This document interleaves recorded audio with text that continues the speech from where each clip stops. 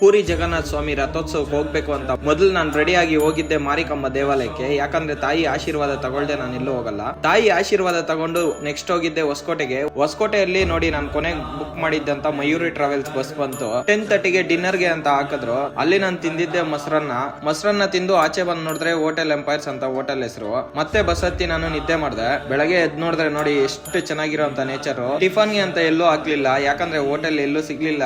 Bus cleanness ವಿಚಾರಕ್ಕೆ ಬಂದ್ರೆ ನೋಡಿ ಬಸ್ ಎಲ್ಲ ಎಷ್ಟು ಕ್ಲೀನ್ ಆಗಿ ಮೈಂಟೈನ್ ಮಾಡಿದ್ದಾರೆ. ಕೊನೆಗೆ ಭುವನೇಶ್ವರಲ್ಲಿ ನಾನು ಇಲ್ಲಿ ಬಸ್ ಇಳ್ದೆ. ಇಲ್ಲಿಂದ ಆಟೋ ತಗೊಂಡು ಪುರಿಗೆ ಬಸ್ ಸಿಗೋ ಜಾಗಕ್ಕೆ ಹೋದೆ. ಪುರಿ ಜಗನ್ನಾಥ ದೇವಸ್ಥಾನಕ್ಕೆ ಹೋಗೋ ಬಸ್ಗಳೆಲ್ಲ ಫುಲ್ ರಶ್ ಆಗಿತ್ತು. ನಾನು ಈ ಲಗೇಜ್ ನೆಲ್ಲ ಎತ್ಕೊಂಡು ಹೆಂಗಪ್ಪ ಈ ಬಸ್ ಅಲ್ಲಿ ಹೋಗೋದು ಅಂತ ಯೋಚನೆ ಮಾಡ್ತಾ ಇದ್ದೆ. ಬಾಗ್ಲೂರವರು ನಮ್ ಕನ್ನಡದವರು ಒಂದು ಆಟೋ ಮಾಡಿದ್ರು. ಆ ಆಟೋದಲ್ಲಿ ನನ್ಗೂ ಶೇರಿಂಗ್ ಅಲ್ಲಿ ಬನ್ನಿ ಅಂತ ಹೇಳಿದ್ರು. ಆಟೋಗೆ ನಾನು 300 ರೂಪೀಸ್ ಕೊಟ್ಟೆ. ಭುವನೇಶ್ವರಿಂದ ಪುರಿ ಜಗನ್ನಾಥ ದೇವಸ್ಥಾನಕ್ಕೆ ಹೋದೆ. ಹೋಗೋ ರೋಡ್ ಅಲ್ಲಂತೂ ತುಂಬಾನೇ ಮಳೆ ಇತ್ತು. ಕೊನೆಗೆ ಆಟೋದಲ್ಲಿ ದೇವಸ್ಥಾನ ಮುಂದೆನೆ ಕರ್ಕೊಂಡ್ ಬಂದ. ದೇವಸ್ಥಾನ ನೋಡಿದ ತಕ್ಷಣ ತುಂಬಾನೇ ಖುಷಿ ಆಯ್ತು. ಆಮೇಲೆ ಅಲ್ಲಿಂದ ದೇವಸ್ಥಾನದ ಹತ್ರ ಹೋದೆ. ರಥೋತ್ಸವಕ್ಕೆ ಎಲ್ಲಾ ಸಿದ್ಧತೆ ಆಗಿತ್ತು. ಹಾಗೆ ನೋಡ್ಕೊಂಡು ದೇವಸ್ಥಾನ ಮುಂದೆ ಹೋಗಿ ಜಗನ್ನಾಥ ಸ್ವಾಮಿ ದರ್ಶನ ಮಾಡಿ ದೇವಸ್ಥಾನ ಕಾಂಪೌಂಡ್ ಅಲ್ಲಿ ನಿದ್ದೆ ಮಾಡಕ್ಕೆ ಜಾಗ ಇದೆ ಅಂದ್ರು. ಅಲ್ಲಿ ಹೋಗಿ ಟೆಂಟ್ ಹಾಕ್ಬೋದು ಅಂತ ನಾನು ದೇವಸ್ಥಾನ ಕಾಂಪೌಂಡ್ ಅಲ್ಲೆಲ್ಲ ಹೋಗಿ ನೋಡಿದೆ. ಆದ್ರೆ ಅಲ್ಲಿ ಟೆಂಟ್ ಹಾಕೋದಕ್ಕೆ ಪರ್ಮಿಷನ್ ಇಲ್ಲ ಅಂತ ಹೇಳಿದ್ರು. ಆಮೇಲೆ ಅಲ್ಲೇ ಪಕ್ಕದಲ್ಲಿ ಇರೋಂತ ಮನೆಯವ್ರನ್ನ ಕೇಳಿ ನೋಡಿ ದೇವಸ್ಥಾನ ಹಿಂದೆನೆ ನಾನು ಟೆಂಟ್ ಅನ್ನು ಹಾಕ್ದೆ. ಫುಲ್ ರಾತ್ರಿ ಎಲ್ಲ ಮಳೆ ಇತ್ತು.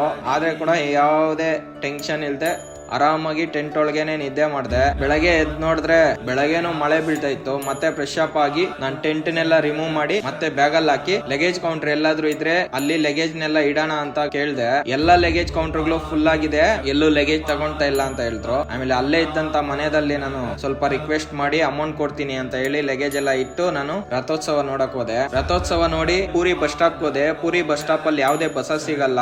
ಅಲ್ಲಿ ಆಟೋ ಸಿಕ್ತು. ಅಲ್ಲಿಂದ 10 ಕಿಲೋಮೀಟರ್ ದೂರದಲ್ಲಿ ಹೊಸ ಬಸ್ ಸ್ಟಾಪ್ ಮಾಡಿದ್ರು. ಈ ರಥೋತ್ಸವ ಕಾರಣದಿಂದ ಅಲ್ಲಿ ಬಂದು ನಾನು ಭುವನೇಶ್ವರ್ಗೆ ಮತ್ತೆ ಬಸ್ ಹತ್ತೆ. ಬೆಳಗ್ಗೆ 5:30ಗೆ ನಾನು ಭುವನೇಶ್ವರ್ಗೆ ರೀಚ್ ಆದೆ. 2 ಅವರ್ಸ್ ನಾನು ವೇಟ್ ಮಾಡಿದೆ ಭುವನೇಶ್ವರ್ ಅಲ್ಲಿ. ನೋಡಿ ಕೊನೆಗೆ ಬಸ್ ಬಂತು. ಮತ್ತೆ ಅದೇ ಮಯೂರಿ ಟ್ರಾವೆಲ್ಸ್. ಯಾಕಂದ್ರೆ ನನ್ಗೆ ತುಂಬಾ ಖುಷಿ ಆಗಿತ್ತು ಈ ಬಸ್ ಕ್ಲೀನ್ನೆಸ್ ಮೈಂಟೆನೆನ್ಸ್ ಮಾಡಿರೋದ್ ನೋಡಿ. ಅದಕ್ಕೆ ನಾನು ಅದೇ ಟ್ರಾವೆಲ್ಸ್ ಅಲ್ಲೇ ಬುಕ್ ಮಾಡ್ಕೊಂಡೆ. ಅದಾದ್ಮೇಲೆ ನಿದ್ದೆ ಮಾಡಿದೆ. ಬೆಳಗ್ಗೆ ಆಗೋಷ್ಟ್ರಲ್ಲಿ ನಮ್ಮ ಹೊಸಕೋಟೆಗೆ ತಂದು ಬಿಟ್ರು.